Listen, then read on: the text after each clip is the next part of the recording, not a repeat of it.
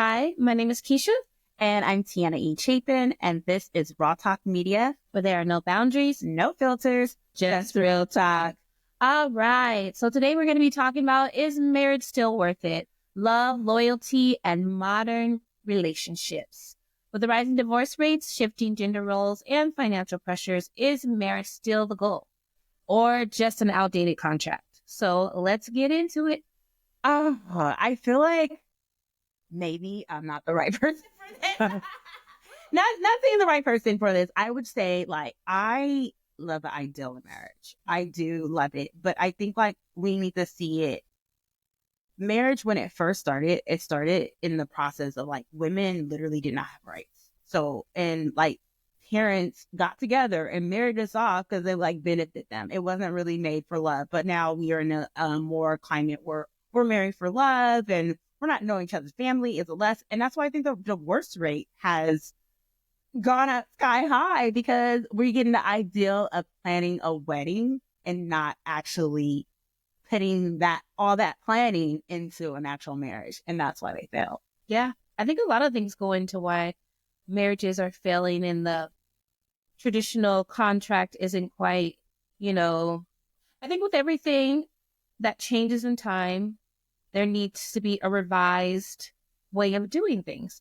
I don't think you can go on and have so many different introductions of social media, technology, new inventive things that are coming out and still have the same rules. It just doesn't work out, So, but do you think that it's because marriage is not working because we have the same roles? Yes. Yeah, I think so. I honestly believe that marriage is what you make it, and everyone's marriage is different. And I actually like when the roles were everyone had their role. But I think what's happening right now, we live in a more woke society where men are trying to be women and women are trying to be men. But not only that, we live in a society that capitalism is it's actually driving the married couple apart, because we are working so much, right, that we're putting more time into our jobs than we are putting into our relationship. And our relationships are not number one anymore. Yeah. And we don't have that relaxed period where we're resetting. Back in the day, they used to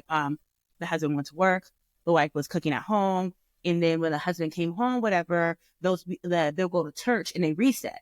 But we don't have those resets anymore. Now we're women are working, but we're also doing the marital duties. So we're feeling overworked. So a lot of women are just if I'm paying my own bills, I'm making my own money, why do I need you?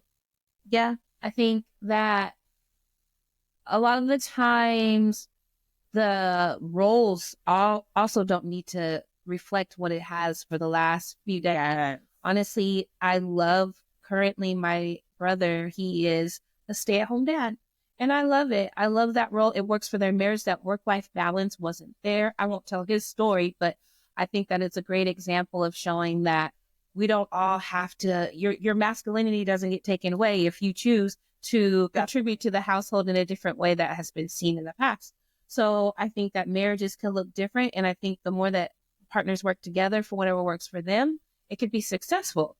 But oftentimes I think we're trying to adhere to these old rules and have the rat race. Definitely. Both parents are working, and then time zone, the pressure, oh, now you're getting married, you're getting babies, because when you go to weddings, they're oh, girls have babies. Yeah. And then I feel we all feel that pressure. So we're checking the box. We're getting married this time, getting married for this age, having kids.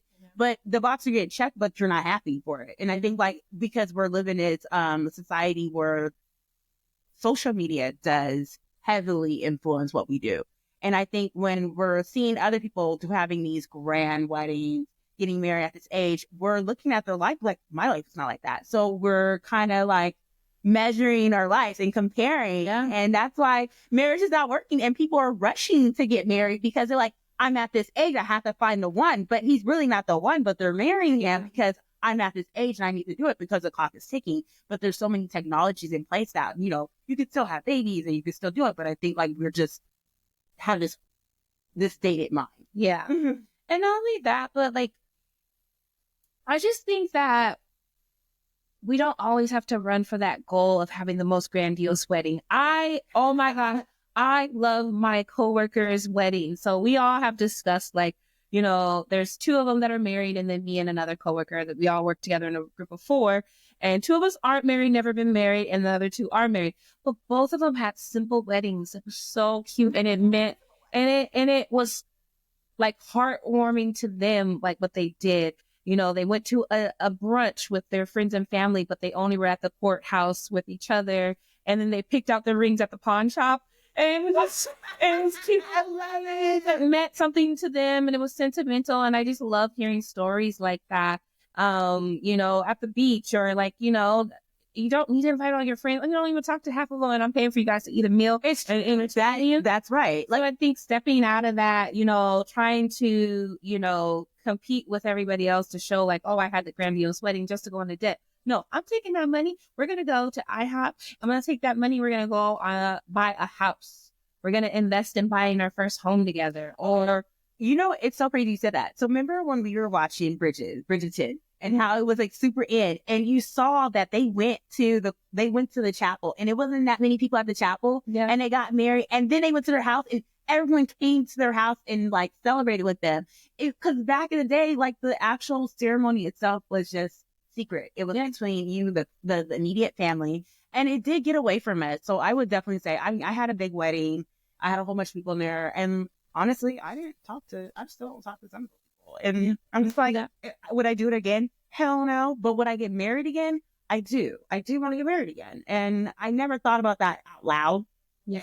So, hearing it now, I'm just like, oh, Sharon's like, I get some true for all of you guys. But I do like that. And I do like the simplement of relationships. But I think even because my last marriage failed, I've learned a lot about myself, and I grew as a better person, that I see what steps I could have done better to make my marriage successful. Yeah, it ended abruptly, but I think like everyone plays their part. Yeah. Yeah. So I think that definitely marriages can still last. It's not an outdated contract completely. I just think that we all need to shift our minds to thinking that marriage doesn't have to be showmanship. It can be really investing in each other and doing it amongst the individuals that you care about the most. I think that, the roles can be differentiated. The roles are your roles. Yeah. Right. You make the rules. Yeah, you make the rules. But I think it's not dated. I think it's still something that should exist. And when you have a partnership and you have someone that you can find to, it makes a difference. So thank you for tuning in and listening to Is Marriage Still Worth It? Love, Loyalty, and Modern Relationships episode. And don't forget to follow us on Instagram, TikTok to stay updated on future episodes. And don't forget to check out the full video on YouTube podcast at Raw Talk Media Podcast. We love to hear from you. This is Raw Talk Media, where there are no boundaries, no filters, just real talk. Bye.